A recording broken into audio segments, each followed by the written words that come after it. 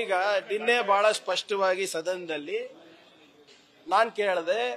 ನಾನು ಹೇಳಿದ್ದು ಸಾವರ್ಕರ್ ಅವರು ಬಾಬಾ ಸಾಹೇಬ್ ಅಂಬೇಡ್ಕರ್ ಅವರಿಗೆ ಸೋಲಿಸಲಿಕ್ಕೆ ಸಂಚು ಮಾಡಿದ್ದು ಅಂತ. ಅವರು ದಾಖಲೆಗಳು ಕೊಟ್ರೆ ನಾವು ರಾಜೀನಾಮೆ ಕೊಡ್ತೀವಿ ಅಂತ ಅವ್ರು ಹೇಳಿದ್ರು. ಹೌದಾ ಇಲ್ಲ?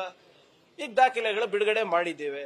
ಬಹಳ ಸ್ಪಷ್ಟವಾಗಿ ಜನವರಿ 18, 1952ರಲ್ಲಿ ಬಾಬಾ ಸಾಹೇಬ್ ಅಂಬೇಡ್ಕರ್ ಅವರು ಪತ್ರ ಬರೀತಾರೆ ಅವ್ರ ಸ್ನೇಹಿತರಿಗೆ, ನಾನು ಸೋತಿರೋದು ದಾಂಗೆ ಮತ್ತೆ ಸಾವರ್ಕರ್ ಇಂದ ಅಂತ. ಮತ್ತೆ ಅಷ್ಟು ಸಾಕಲ್ವಾ? ಕಾಂಗ್ರೆಸ್ ಹೇಳೋದ್ ಬಿಟ್ಬಿಡಿ, ಬಾಬಾ ಸಾಹೇಬ್ ಅಂಬೇಡ್ಕರ್ ಅವ್ರು ಖುದ್ದಾಗಿ ಅವರೇ ಲಿಖಿತವಾಗಿ ಬರೀತಾರೆ ಅಂದ್ರೆ ಇನ್ನೇನ್ ಸಾಕ್ಷಿ ಬೇಕ್ರಿ ಇವರಿಗೆ? ಸೊ ಅದರಿಂದ ಅವ್ರೇನ್ ಮಾತಲ್ಲಿ ಕೊಟ್ಟಿದ್ದಾರೆ ಅದು ಉಳಿಸ್ಕೊಳ್ಳಿ ಅಷ್ಟೇ, ನನಗೇನು ಸಂಬಂಧ ಅದಕ್ಕೆ.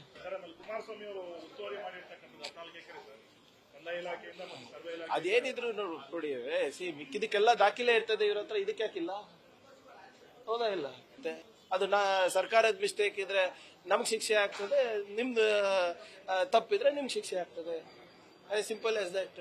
ಆದ್ರೆ ಬಿಜೆಪಿ ಅವ್ರು ಏನ್ ಹೇಳ್ತಾರೆ ಇದ್ರ ಬಗ್ಗೆ? ಈಗಾಗಲೇ ಕೋರ್ಟ್ ನಲ್ಲಿ ಒಂದು ತೀರ್ಮಾನ ಆಗಿದೆ ಇದ್ರ ಬಗ್ಗೆ.